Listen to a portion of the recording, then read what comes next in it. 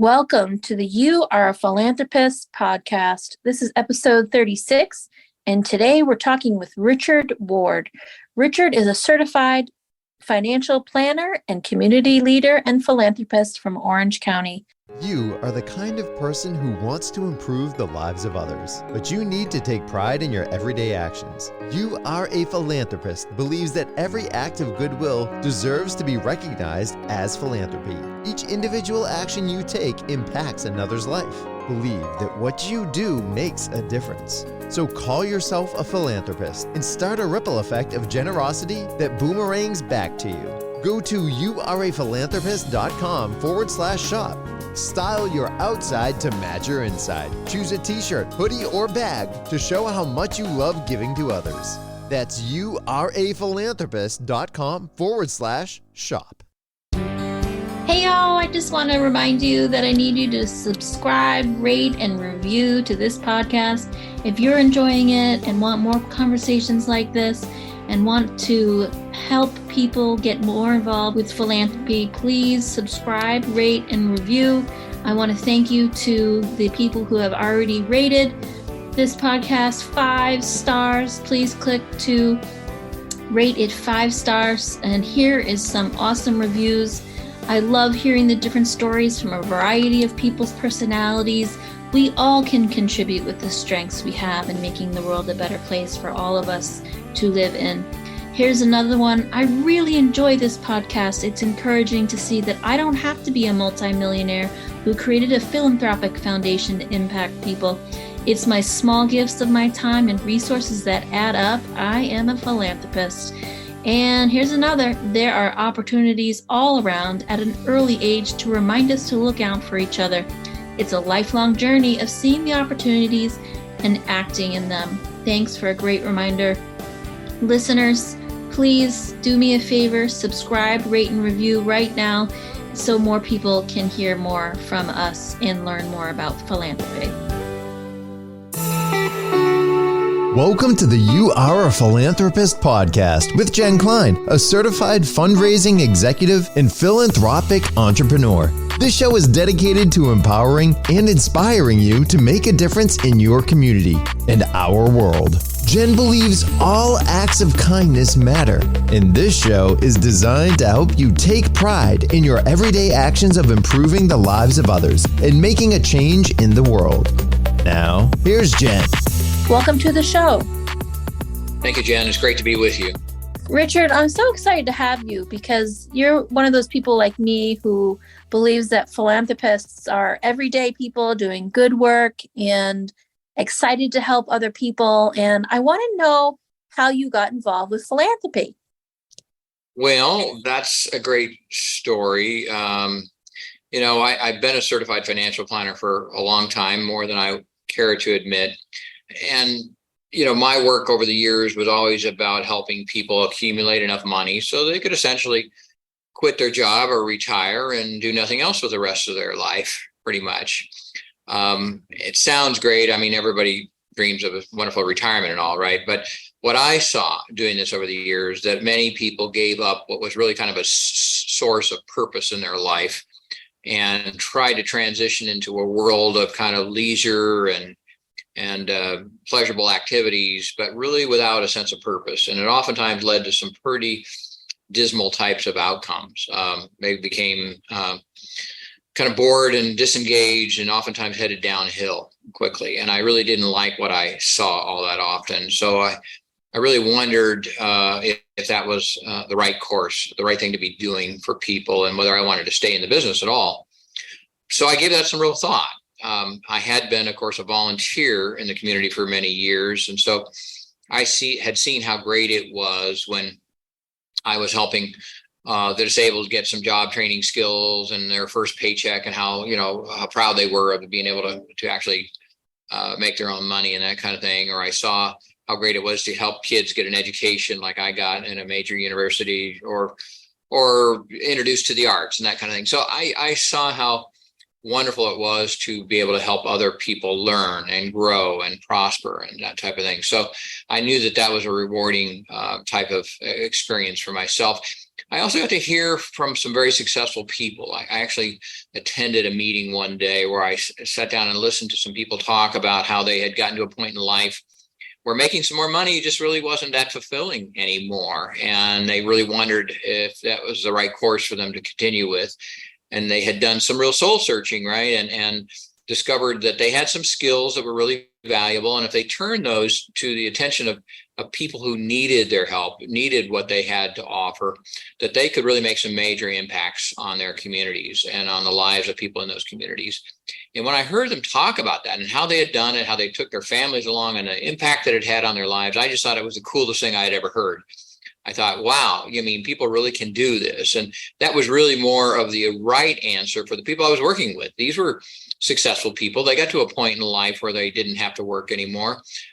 They could use their skills and experiences in new ways to help others. And I thought that would be the right thing to do. So this is good 10 plus years ago. I decided that that was really the course for me, that if I was going to stay in this business, and I could, that I wanted to do that in a way that really helped more people find these opportunities for engagement, a new sense of purpose in their life and how they could do that kind of thing. And I really pretty much devoted my work and effort into this area of finding those answers for people ever since. And of course, helping different nonprofit organizations in my community as we've gone. So sorry, it's a long-winded answer to your question, but that's really kind of the story of how I got involved with it. Oh, no, I'm so thankful you explained, because as you're speaking, I can just hear how much you learned from the people you worked with. And you probably are a very good listener if you're understanding people's perspectives on life and how they're learning about the world as we all are getting older and growing and learning more. And I also see some synergy with my work, currently a major gift officer at a private school. So I understand working with people who are high net worth and have this love and passion for philanthropy, because they know from a personal experience that money isn't everything and can't buy you everything you want, because what when you get down to it, what people really want is to, like you said, have meaning and purpose. Is that right?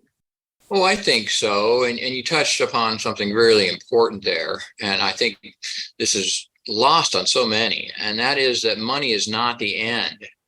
Money is the means, and it allows us to do things. Obviously, it allows us to take care of ourselves and our families. And that's important for everybody. No doubt about that. And you know, I don't deny that or not try to help everybody achieve that. That's certainly important.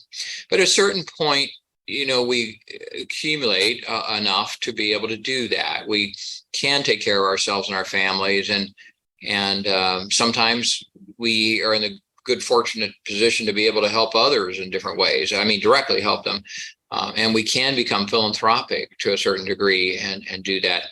But even the people who don't retire with excess funds have the opportunity to contribute their skills, their knowledge, their experience as a volunteer, as a leader in different ways. And that makes a big impact too. So these folks are philanthropists in their own right, and we all have something we can do in this area. So it's really my purpose to get more people engaged in this world and to help them find the answers and the places where they can find that real fulfillment for their lives. And some would say it's kind of selfish. I guess in a sense it is, but it's okay. And that is that they can find their own personal fulfillment, their sense of purpose, while they are helping others learn, grow, and thrive. And I think that's the ideal combination. And it's just great to be able to work in that every day. Yes, I totally agree with you. Like the title of my upcoming book is going to be Giving is Selfish. And it's kind of a play on words. It's not really selfish. It's selfless and sacrificial, but it feels so good. And that's the reward that you get from giving, is you feel good. We're hardwired to give, I really believe. I think you're absolutely right. And I think I probably got that phrase from reading your upcoming book title. So I probably stole it from you, and I should give you attribution for that. But it's a great point. It is selfish in the sense that it fulfills our personal need for feeling good about ourselves, doing something worthwhile. And I don't mean it to sound like it's trivial or unimportant, or, oh, you're just out to make yourself feel good. You didn't really do anything, worthwhile. No, I think every dollar contributed, every hour of volunteer time given is something that makes a difference and is really worthwhile and valuable. So I think everybody should value those kind of contributions and participations, and nobody should look away. It may be selfish, but it's selfish for the right reason and in the right way. And I think that's fine and dandy and wonderful. So call it generous or call it selfish. It doesn't really matter. It's helping a lot of people. Yeah, and I totally agree. And honestly, I stole it from Denzel Washington. So he gave it in a commencement speech about how he has fame, he has money, he has it all. And at the end of the day, what he really enjoys doing and what he was recommending to these new graduates to do is to get out into the world and help other people. Absolutely. I am a disciple to a degree of Bob Buford, who wrote the book Halftime. And in his book, he developed this concept of how we get to a point in life where we get a little disinterested and need something else to engage us. And if we can find out the right kind of ways of doing that, we can be reinvigorated for that second half of life, if you will. But most of it came down to learning that when we can turn our attention to a degree from satisfying our own personal desires and needs into helping others, that's how we grow from success into a real significant part of life. And that's where the rewards come from. And I fully believe that. I've experienced it. I know many people that have. So I really believe that that is true. And when people discover that, and I know it's sometimes a long journey before they do, and there's a lot of reasons why they don't, but if I can help people and others find those opportunities for serving and helping others, they'll find those rewards, and they will realize that it's one of the great pleasures and satisfying things in life, and it's worth doing over and over again for as long as we live. That's so true. So I also know we talked about offline a little bit about how you have a giving circle. Can you tell my listeners more about that? Because I know that might be something they're curious about, how to create one in their own communities. Yes, I certainly can talk about that. I'm happy you asked. Would you like to talk about how that came about, or what it is, or how it works? What is your key interest? Definitely let's explain to our listeners what it is, but also how it came about and what you do now would be. Yeah, so a giving circle essentially is a group of people that come together to pool their money and make a gift or a grant, or more than one grant, of course, to an organization of their own choosing in some way or another. I mean, it's as simple as that. For me, this is a relatively new part of my involvement in this area. I, of course, have had my own philanthropic interest, as most people do, and give where they think is important. But I've had the good fortune of sharing my work and my efforts with a lot of people in my community, and have developed a bit of a following, I don't know if that's the right word, with these people in terms of knowing what I'm all about. Just last year, I was able to publish a book called Living a Richer Life, which was stories of people that have done this in one way or another. And it was really to celebrate their contributions to life and what it meant to them, of course. And we had a little party around that earlier this year. And a lot of people that were in the book and others came together, and we really celebrated hearing from some of these people and what they were doing in the community. But what we decided out of that event was that it would be valuable to continue to bring people together for the purpose of supporting the community and those that are leading the way, those that are making that effort to do that. And we decided that helping people continue this good work by making grants would be one of the things that could be a very valuable thing to build a team and build cohesion around this idea that they can all make a difference in the community. So we decided to create this giving circle. I use a platform, an online platform called Grapevine, that makes it very easy to do that. But I've invited people to be part of this. They can come on board if they choose, sign up, pledge a little bit of money to this And we're doing it quarterly, where we're going to actually have an event. We're bringing in 3 different nonprofits that members select and nominate and so forth to make their pitch to the group. And we'll at the next meeting all vote on our favorite. And one of them will get a grant from the pooled contributions these people make. And what I've heard from my friends that are in part of this is that while they have their own philanthropic interest, it feels good to be part of a community that's doing this together. And that's really kind of the neat part of it, is that we get to hear about and learn about new nonprofit organizations. We'll make a grant to one, and I'm hoping that quarter by quarter as we do this, that'll get bigger and better and more people will be involved. So it's just a fun thing to be able to put together and manage, and hopefully lots of people will see the value and maybe spark their own philanthropic interest in a bigger way. Who knows? Yeah, I love that. Community is such an important thing in life, particularly, as we age. And it's very fulfilling and rewarding to be a part of a community. I've had opportunities in my town to get involved with the community in soccer and community farming. And it's very rewarding to bump into people, to have shared interests, to give back to the community together, like you're talking about. And I will make sure that Grapevine, that website you mentioned, is put in the show notes on my website so that folks can check it out for themselves. Yeah, it's not the only way, of course, but it's a convenient way to do this in today's world. Of course, it's easy to invite people to get online and come together in a local site and do that. So it's a great tool.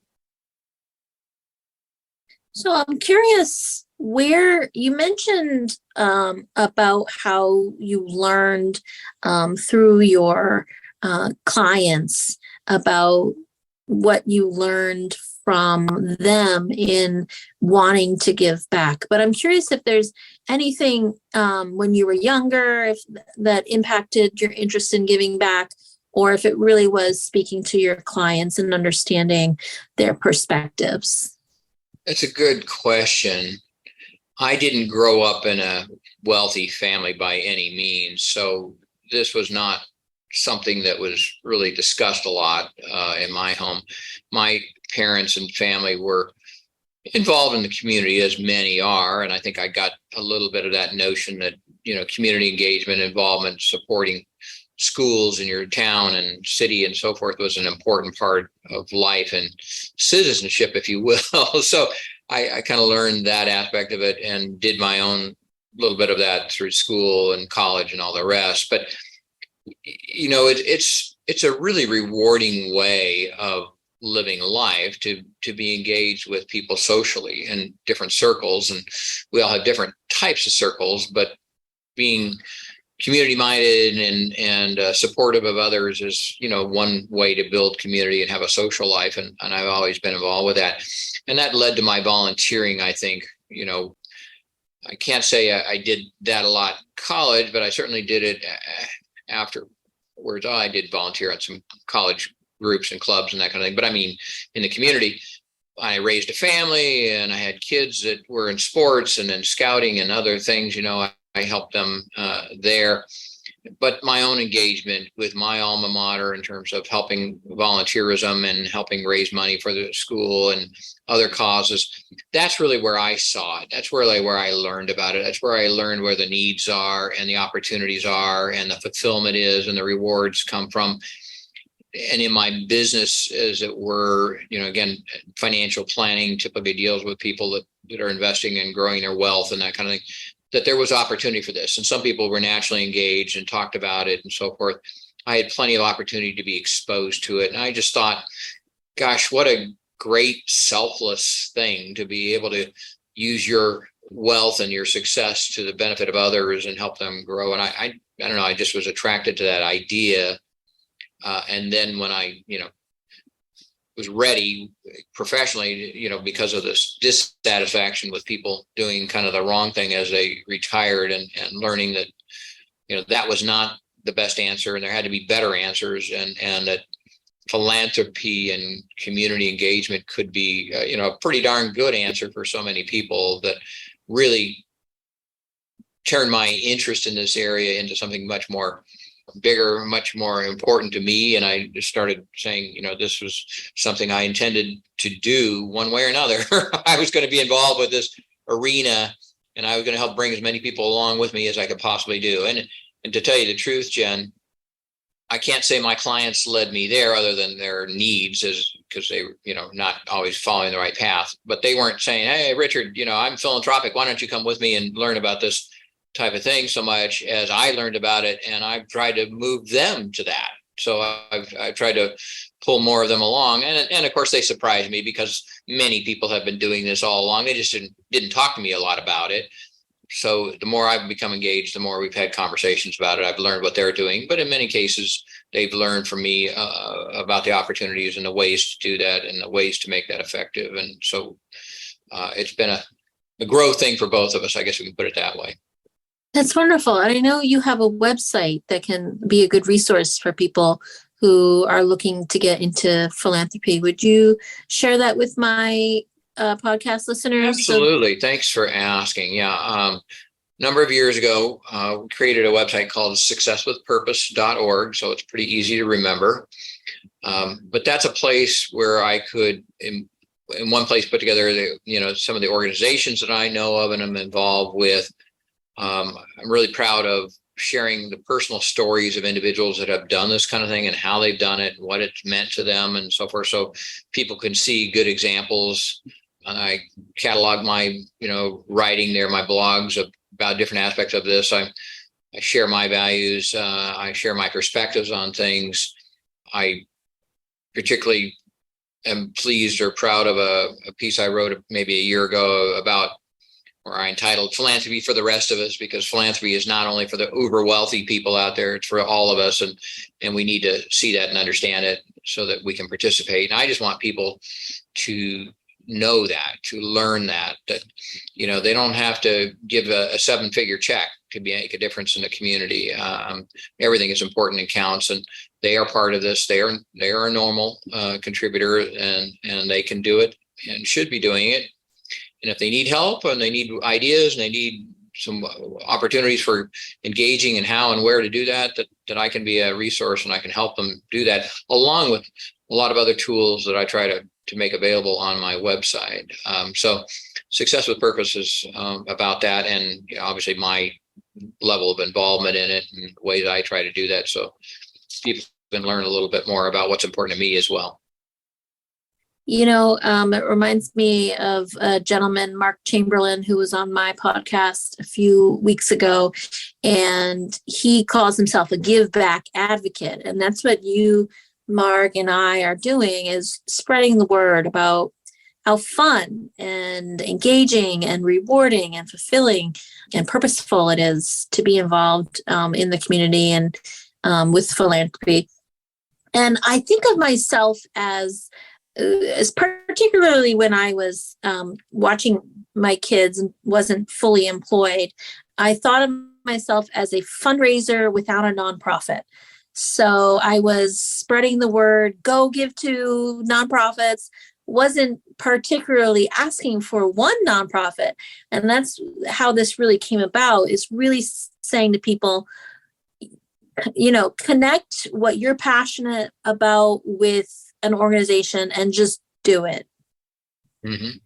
And I'm curious if you have particular recommendations for my listeners who maybe don't know how to get started and are just wrapping their head around philanthropy, what your recommendations would be for them to start. Yeah, thanks. I get asked that a lot, and I think it's so important. And I read someplace, I think today, that apathy is the enemy of, contributions and being involved in this area. And there is a lot of that. But I think people just don't know where to start and how. And I get that. And I understand that.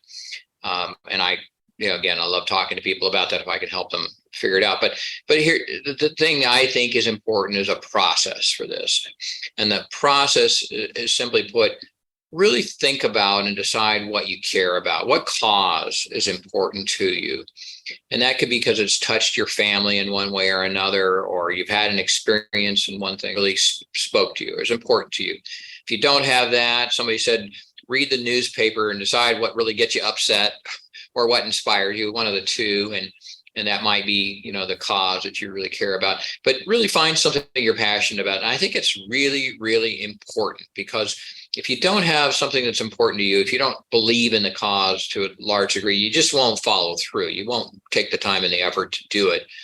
And I don't want people following my lead necessarily in something I care about because I do. And I said, oh yeah, this is the thing. No, there's all kinds of different causes out there, and they're all important. And I don't care which one you support. It's important that you do find that.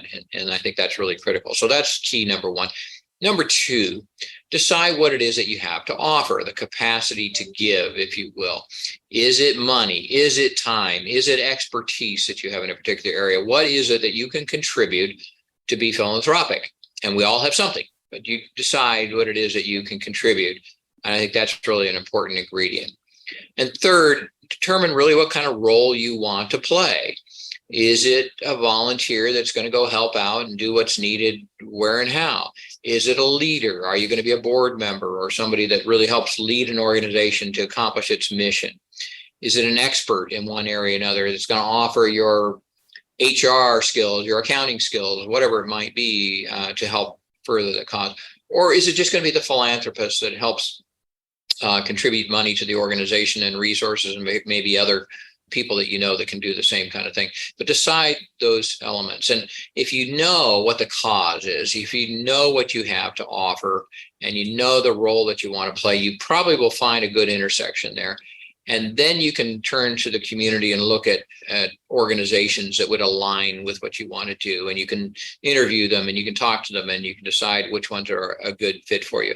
But to me, that's really the place to start. And that's how one can find some answers. And then hopefully you have good tools in your community.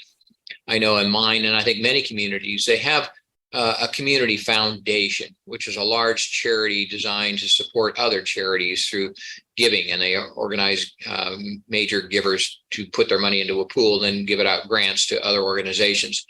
They can be a tremendous resource. It can be a great research tool that will help donors find those organizations. And sometimes they have free online tools. I know mine does, where you can find different organizations. So if I care about education, primary grade education, I can go there and I can find the organizations that are doing that, and and learn a lot about them, in fact, and decide which ones I want to give to, or call if I want to volunteer and go down and help out. So I think these are some of the ways that you can find answers on your own. And then sometimes there are people out there, hopefully they can help you as well. At least that's what I would like to do in my community. Excellent. I think those are great steps that we can all take to get started. And one of the questions I always ask my guests, it's my favorite question I ask, and I find it really important to ask my philanthropists that I interview, because I want to know why they do this to help other people. And so I always ask, what is your vision for a better world? Yeah, that's a really great question. I've determined at this point in life that my purpose is to help more people live a richer life. It's the way I put it. Now, I believe that oftentimes comes once they turn their attention, as I said earlier, to helping other people and giving and that type of thing. And so I, generally speaking, try to find more opportunities for that. But really, my vision is helping to create a world of generous leaders dedicated to living their own richer lives, as well as to sharing this vision with other people. And these leaders will help change the world by connecting everyone and finding opportunities for these impact-driven leaders to really do and be involved with ways that they can help other people learn and grow and thrive. And when they come together in this way with their examples of their volunteering, their mentoring, their supporting important causes and organizations, and we'll really create this kind of a better world where people are helping others learn, grow, and thrive. That's the point. And the ones that need help will find it. The ones that have the ability to help will find personal fulfillment and satisfaction by helping others. If we can create that kind of world, one community at a time, here in Orange County, I think I can only do it here. I don't know. But if we could create more of those kind of communities and a bigger world of that, boy, how tremendous it would be, how we would change so much about this world and how people are able to really prosper and become better off all the way around. Again, across the spectrum, they would all be better off in the future. And I would really like to see that happen. That's beautiful. Again, I can tell, community is so important to you, and engagement, and just as a starting point, to find yourself as a member of a community that you can be an active participant in, not just a recipient of the good things other people are doing, but that you can make a difference, that what you do matters. I think it's so important because this world can be very fast paced, and there's always something going on.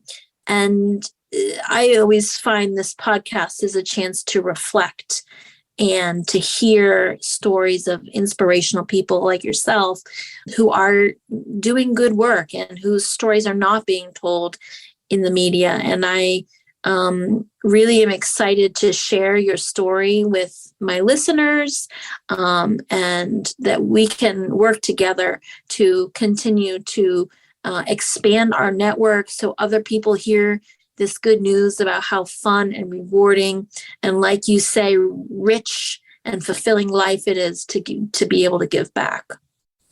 It really is, Jen. Thanks so much for what you're doing and the work you're doing to promote this and share this as widely as you can. I mean, that's what I try to do in my world here as well.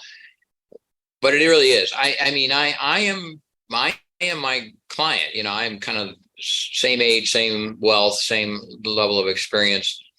And I can tell you, I'm having more fun, I'm more fulfilled than I've ever been in my life being able to do this day in and day out. I've chosen to continue to work in my practice because I can do it and do this fulfilling work and help nonprofits and people all at the same time. I don't have to sell everything and move away someplace as some people do. But I'm at that point in life and where I've learned that lesson, and I can tell everybody out there that this shift of my time and attention to really helping others and doing this and focusing on that has been so rewarding. And I have so many more friends and contacts and people who enjoy coming to my events and being colleagues and so forth, that I wish I'd done this 30 years ago. I wish I had learned that lesson.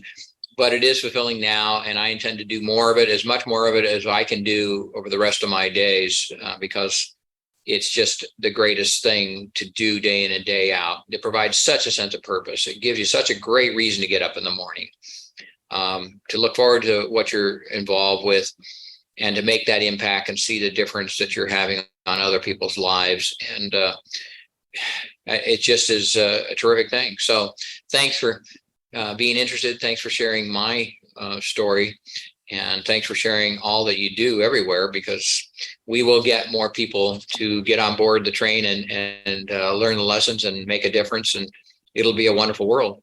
Yes, come on and ride this train. And I just want to know, I'm in also a different stage of life than you mentioned, as you mentioned, and I'm in the stage where I'm impacting my young children to be future years. And you're in that phase where you're helping young people as well. And I'm looking forward to other phases in my life where I'm going to have more time to give back to my community. But right now, in this phase of life, my giving back is in my home as well, as in my community. But that's my primary purpose right now. And I just want to give a shout out to all the young parents out there who maybe, I don't want them to get overwhelmed with this. Oh, I got to be doing all these things and add more to my plate. And it's really about how do you fit philanthropy into those little pockets of time that you have, and then continue to grow it over time as much as you can. I think that's an important message. And thanks for pointing that out. Obviously, how we raise the next generation is critically important, and that they learn these lessons and they see that you're contributing where and how you can, and you're involved with their lives and others. All that is extremely important. I want to make sure that people in your generation and younger maybe don't fear this. Don't worry about, the time and the effort, and, they're overwhelmed, and how can I fit this in? And I have to wait till I'm 65 to do this. No. Let's not think that way. We all can be involved in certain ways and aspects. And the idea that I've tried to promote, and I work with a colleague on this, is integrating it into our life, not adding it to our life. It is in our business when we go to work anyway, talking about this or finding a way to show that we care and we give it back and this is important to us, that they can do that in their business as well. And they can do that type of thing, or they can do it with their family life. They can do it in the routines that they have in their daily life. So they can find ways to help other people that doesn't take another 20 hours a week or whatever time commitment. Maybe they'll get there someday when they can devote that time. But right now, we can find those little ways to do those kind of things, and we can actually stand out. I say it's good for business and people in my professions and others where we all look alike, have a hard time standing out, and this is a great way to stand out in your professional life as well. If you make your life about giving back and more than just making money, but really helping other people in this way, you can be, kind of different and unique, and people will remember that. So it can be very, very good for that aspect of things as well. I'm not saying that's the reason to be involved with it, but it's a benefit of that. So, find ways to integrate it into what you're doing day in and day out. Make examples of it. And for goodness sakes, don't be afraid to share that, because other people need to hear it. They need to see the lessons of it, and they need to understand how rewarding it is for each of us that are doing it in whatever ways we can, so that they go, maybe I can do that too. That's the point. We want them to say that as well, and not be afraid of the time and the effort and on the extra that maybe they think they're going to have to figure out somehow. And that seems overwhelming, and it seems like too much, and they just can't do it. And they turn their back on it and say, I'll wait for another 25 years before I do it. Let's not wait that time. That's such a good point. And recently I've been finding myself wanting to be more intentional on social media as well. And that's something, it's such an easy thing for us to do, for those of us who participate in social media, is to be positive on there, be encouraging on there. And it reminds me of this podcast guest I had, Jason Dobbs-Heyer, who passed not long after I interviewed him, but he was always so positive on social media, and he is so missed because of his enthusiasm online and zest for life and his ability to use words to share his positive messaging. And there seriously is a void because of social media, because he is no longer with us and able to empower us the way he did. And I really recommend my listeners listen to the Jason Dobbs-Heyer episode if they just want a simple way to remember that we can give back online as well. Yeah, that's a really good point. I think social media reflects a lot of life and society and the way things are. Maybe there's some strange ones out there participating. I don't know, but in our lives, in today's world, there's enough divisiveness. There's enough negativity. There's enough difficulties and problems out there, and challenges. Obviously, there's lots of things going on in the world. We all get this. We all know this is part of life. And we can shout about that and scream about that and focus on that all we want, especially online, and, I guess get people riled up or whatever. But I don't know that it's helping. And alternatively, if we share the really good in the world, if we really share the people that are generous and are helping others, and we show examples of that and the impact that it had and those kind of things, everybody feels good about that. Everybody feels better. Everybody feels inspired by that. And wouldn't you rather inspire people to good and to the positive outcomes in the world that you can have, as opposed to promoting more of the usual, crap that goes on? And to me, I'd much rather develop a reputation because people know what you post. I mean, and they see it and they understand, and you're either a negative or positive or whatever you are. Be known for contributing to the good in the world and the positive steps to the things that are going on. And again, my goal is not just to shout about that and draw attention to me. That's not the goal. The goal is to get more people to be positive, the more people to contribute into this way, to volunteer and to do these things and be constructive about it and share those kind of experiences. So maybe that'll be the predominant message one day, and that's what we'll see. And most of the other, yelling and screaming and problems will kind of get pushed aside and maybe be less important in the world than the good. So maybe that would be a benefit of more of us sharing along that line. So hopefully. That's such a good point. Yeah, I would much prefer if if there was more positive messaging in the media, mainstream media and online. And I just love how you echoed what I said and added to the importance of showing up online in a positive way as well. And I just love how positive you are. And it's also easy to remember that we are just human and we get in a negative mind frame at times, but really turning it around and for ourselves and for our families and for our neighbors and communities is really how we can galvanize ourselves and each other to do newer and more positive things. Yeah, I'm selfish too. We started this conversation. I'd like to be remembered by people as being positive and being a contributor and, helping out and that kind of thing rather than the alternative. So, for my activities and posting and sharing and whatever, that's what they're going to hear from me by and large. And that it serves that purpose. It helps them have a better, image of me as opposed to people who are negative and so forth. So, there's lots of good reasons to be a contributor to the world rather than a detractor. And we'd all be, I think, well off to remember that or try to participate a little bit more in that line. And it doesn't mean you have to solve all the problems of the world or try to. It just means you are doing something that adds to somebody else's life in some way. And it can be very small, but it is still a positive step. And it makes you feel better about yourself when you're doing that kind of thing. So you immediately become more positive. But it certainly helps others that see those examples and say, maybe the world isn't all terrible. Maybe there are some good people out there doing some good things for others. And there is some hope for a better future. And gosh, that's what I hope is, kind of a legacy that I leave behind and others is that there is hope and there is a better future and there's more opportunity. And when we get the successful in the world, and I believe there are a lot, and I'm a huge proponent of our system and the capitalist society that creates the wealth to help other people, believe you me, but it's how we use that. It's what we do. Again, money is a means to the end. The end is helping people, and we can do that together. And we'll get to a society where everybody has enough and everybody's doing well and everybody is thriving.